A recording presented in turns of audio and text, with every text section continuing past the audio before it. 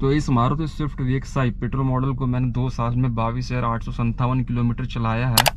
आप लोग को दिख रहा होगा 22857 किलोमीटर। तो मैंने जैसा बताया कि भाई लॉकडाउन लगा हुआ था उस टाइम, तो काफ़ी कम चली ये कार। ठीक है,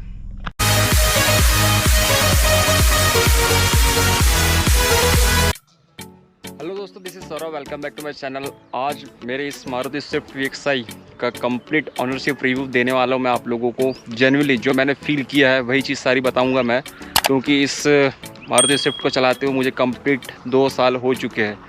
उसमें 6 से 7 महीने जो था भाई वो तो घर पे ही खड़ी थी मैक्सिमम टाइम, क्योंकि लॉकडाउन लगा हुआ था, आप लोग को मालूम है। ठीक, तो मैं सारी चीज़ रखने वाला हूँ आप लोग के सामने, तो इस वीडियो को प्लीज़ एंड तक देखते रहिए। तो चलिए स्टार्ट करते हैं। सबसे पहले बात करते हैं इसके बिल्ड क्वालिटी की। जैसा कि आपको मालूम है भाई, कई लोग कहते हैं कि ये जो मारुति स्विफ्ट है ये टीन का डब्बा है। ठीक है, तो भाई उन लोगों की बात से मैं 80-90% मैं सहमत हूँ, क्योंकि भाई जो पहले की जो स्विफ्ट आती थी उसकी जो बिल्ड क्वालिटी थी, ठीक है, जैसे कि आप इसका देख सकते हैं डोर। ठीक है, अगर मैं डोर की बात करूँ तो इतना लाइट वेट है कि क्या बताऊँ। लाइट वेट डोर की छोड़िए, मतलब इसकी जो बॉडी से अगर मैं बात करूँ, जो मैंने फील किया था वो ये था कि जब मेरी कार एक जगह पार थी तो वहाँ पर क्या हुआ था कि जो बंदर थे वो यहाँ पर आके कूद रहे थे। तो यहाँ से देखिए थोड़ी सी जो कार है यहाँ से इसका जो टॉप रूफ है ये बैंड हो गया था, और इधर से तो कम्प्लीटली बैंड हो गया था। बट हुआ ये कि मैं उधर से जाके जब मैंने उधर से प्रेस किया तो ये ऑटोमेटिकली उड़ गया। और आप इसे प्रेस करके देख सकते हैं, देखिए ये इसकी जो बिल्ड क्वालिटी है वो इतना लाइट बनाया गया है। अब भाई उसका रीज़न तो यही है कि अगर लाइट वेट कार रहेगी तो माइलेज अच्छा मिलेगा आप लोगों को। यही सोच के मारुति ने ये चीज़ बनाई है। तो इस चीज़ को आप नेग्लिजिबल रखें और साइड हटा के ही रखें तो ठीक है, क्योंकि भाई देखिए कोई भी कार बुरी नहीं होती भाई, पैसे अच्छे होते हैं, हर कार अच्छी होती है। क्योंकि बुरी का मतलब ये कहने का मतलब कि भाई कोई भी कार आपको परफेक्ट नहीं मिलेगी। यूट्यूबर से आपको बहुत सारे चीज़ बताएंगे ऐसा और वैसा, ये और वो कार के बारे में, लेकिन आप लोगों के पास भी तो दिमाग है। आप लोग बिल्कुल देख सकते कि भाई दुनिया में कोई भी चीज़ आ जाए वो परफेक्ट नहीं हो सकती, कुछ ना कुछ उसमें कमियां रहेगी। तो मुझे एक कमी ये लगी कि भाई जो प्रीवियस स्विफ्ट थी उसकी जो बिल्ड क्वालिटी थी और ये जो इसकी जो बिल्ड क्वालिटी जो अभी जो स्विफ्ट आ रही है उसमें थोड़ा सा ज़मीन आसमान का अंतर तो है भाई। लेकिन अब आपको मालूम है डीजल वेरिएंट बंद हो चुका है, पेट्रोल ही आ रहा है। ये मारुति स्विफ्ट VXI मॉडल है, पेट्रोल वेरिएंट। तो ये था भाई बिल्ड क्वालिटी के ऊपर मेरा रिव्यू। ठीक, अगर मैं इसके बाद बात करूँ इसके सस्पेंशन की, सस्पेंशन मतलब देखिए छोटे मोटे गड्ढे तो आपको कहीं से भी निकाल देगी ये बिल्कुल स्मूथली। और अगर कंपेयर मैं करूँ इसकी बलिनो से, कंपेयर तो नहीं कर रहा हूँ, तो भाई बलिनो से काफ़ी बेहतर भाई सस्पेंशन है इसका, क्योंकि मैंने बलिनो ट्राई किया है। तो मैं अपना जेन्युइनली रिव्यू बता रहा हूँ, जो मैंने फील किया है उसी के बारे में।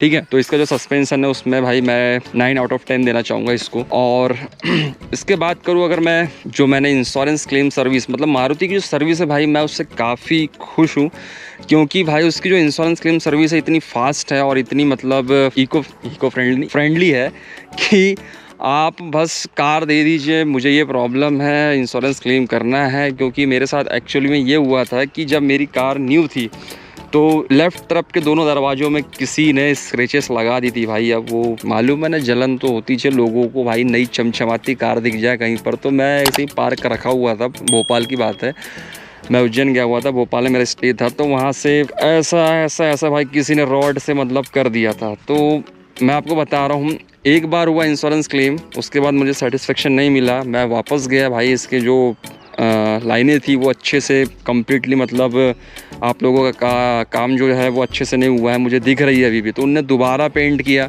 उसके बाद फिर मुझे मारुति से कॉल आया कि भाई आप लोग सेटिस्फाई हुए कि नहीं हमारी सर्विस से। तो फिर मैंने उन्हें ये कहा कि सेटिस्फाई मतलब ये कि भाई मतलब मैंने करवा लिया था इंश्योरेंस क्लेम और मेरा काम हो चुका था, लेकिन हुआ ये था कि कुछ लाइनें फिर भी थी यहाँ पर, बट मैंने वापस नहीं दिया, क्योंकि मुझे मालूम है भाई वहाँ जाएगी और 1 हफ्ते मतलब समझ लो कि आपकी कार तो वहाँ रहना ही रहना है। तो मेरे काम पेंडिंग हो रहे थे, उस वजह से मैंने उसको वापस नहीं भिजवाया था। लेकिन अभी रिसेंटली मैंने फिर वापस भिजवाया और उन लोगों ने टोटल सही करके दिया। और आज देखिए दोनों डोर आपके सामने है, मतलब कहीं से कहीं तक आपको कुछ नहीं दिखने वाला है। ठीक है, तो ये था भाई मारुति का इंश्योरेंस क्लेम सर्विस रिकॉर्ड जो मैंने अपनी कार में करवाया। ठीक, नेक्स्ट अगर बात करें जो मैं आपको कह रहा था कि भाई मॉडिफिकेशन मैंने जो करवाया सबसे पहले भाई ये तो spoiler genuine Maruti authorise service centre से ही लगवाया था मैंने। इसकी जो प्राइसिंग थी ऑलमोस्ट 3500। इस डोर वाइज़र आप लोगों को दिख रहा होगा, ठीक। उसके साथ मैंने फिल्म लगाया था भाई एकदम कम नंबर की, क्योंकि भाई ट्रैफिक वाले पकड़ लेते हैं।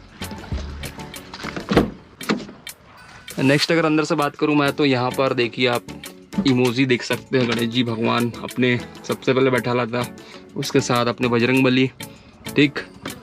तो ये है हमारा इंटीरियर में भाई। ये मैट थोड़ी सी गंदी हो चुकी है भाई, बारिश का मौसम है। अभी बारिश का मौसम नहीं है, बस बारिश का मौसम बना हुआ है, देख सकते हैं आप लोग।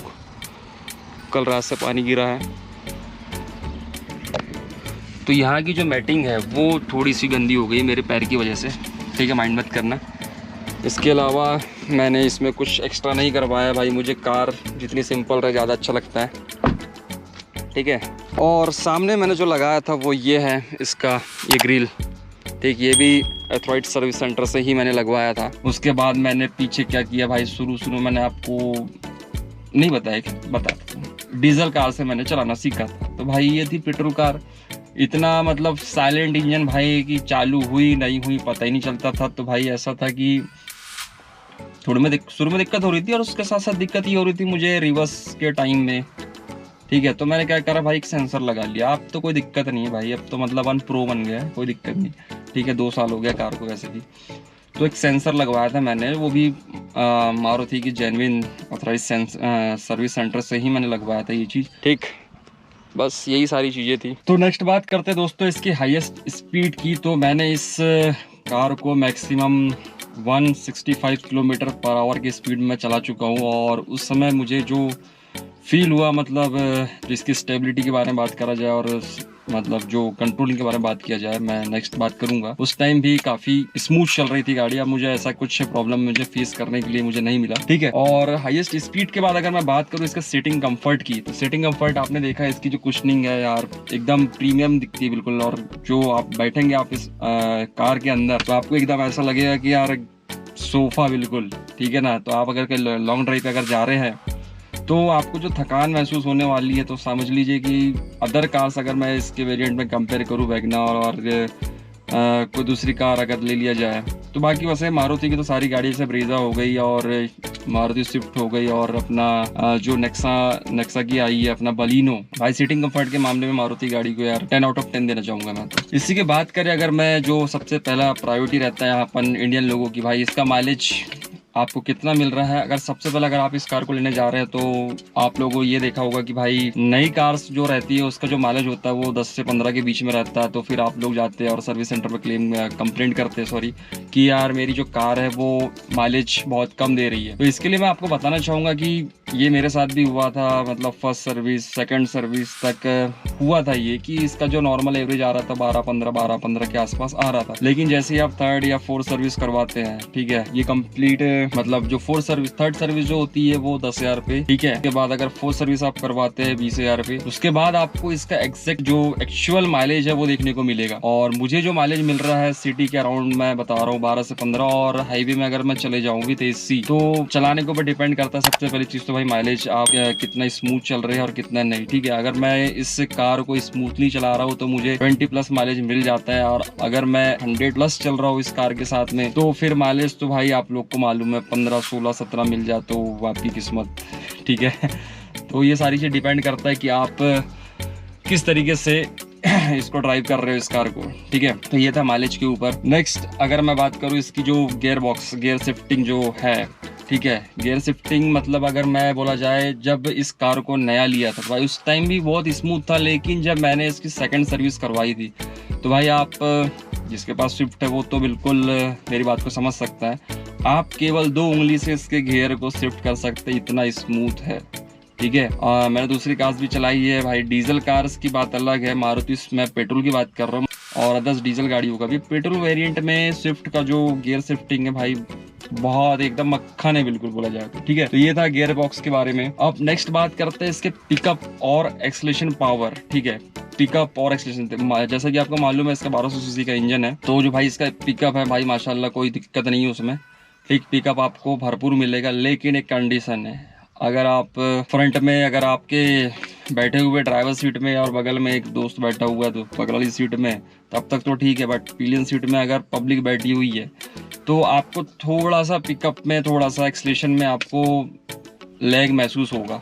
ठीक है, जिसके पास ये स्विफ्ट है वो मेरी बात समझ रहा होगा, या फिर आप अगर लेने जाते हो तो टेस्ट राइड करिए, वहाँ पर भी आपको ये चीज़ समझ में आ जाएगी जो मैं बोल रहा हूँ। ठीक, तो ये था भाई पिकअप मतलब आप बोला ना सिंगल डबल चल रहे तो कोई दिक्कत नहीं है।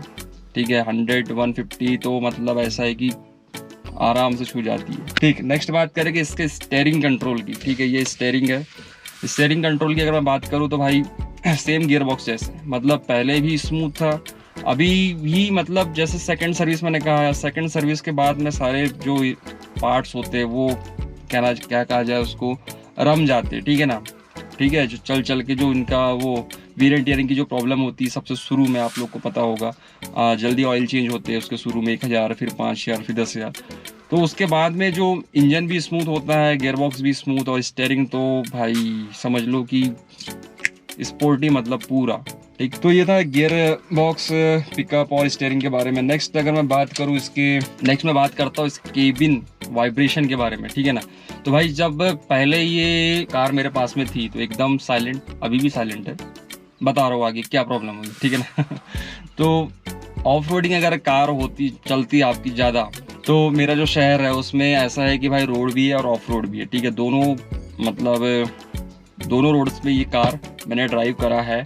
तो वही है कि मतलब आप लोग अगर मतलब आप जब इसका यूज़ करते चलेंगे तो आफ्टर समटाइम्स आप लोग ये फील करेंगे माइनर सा जो वाइब्रेशन है जो कांच से आते हैं इसकी विंडो से, ठीक है ना, वो आपको फील होगा, लेकिन शुरू में तो बिल्कुल कुछ नहीं। और अभी भी मतलब मैं कहा जा रहा हूँ जो वाइब्रेशन महसूस होता है मतलब विंडो के, वो केवल आपको महसूस होगा, बाकी अदर्स को महसूस नहीं होगा, क्योंकि भाई आपकी कार है।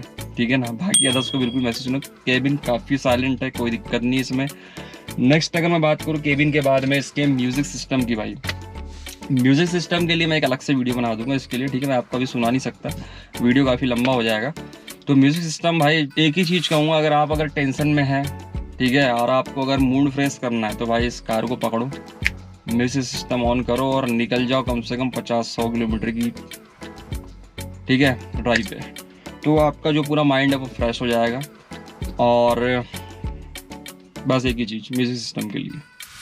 ठीक है, नेक्स्ट अगर बात करूँ मैं इसकी एसी कूलिंग कैपेसिटी, ठीक है ना, जो है इसकी, तो उसमें भी अगर मैं जो प्रैक्टिकली जो मैंने फील किया है वो ये है कि भाई जब कार जैसे शुरू में तो भाई सब काम करता है ना, ठीक है, उसके बाद जब सर्विसिंग के बाद जब वो एसी गैस, जो एसी में इसमें कूलेंट में जो गैस डलती है, जो भी लिक्विड डलता है, आपको मतलब मान के चलिए जब सर्विसिंग करवाने के बाद आ रहे हैं तो 1 से 2 महीने तक के आपका जो एसी प्रॉपर वर्क करता है, उसके बाद समझ लो कि बस समझ गए ना तो वही चीज़ है। तो उसके बाद फिर जाओ सर्विस सेंटर पे और भैया वो क्या क्या क्लीन करते हैं यहाँ से बॉक्स वॉक्स निकाल के, उनका जो फिल्टर होता है, और फिर जैसा का वैसा एसी।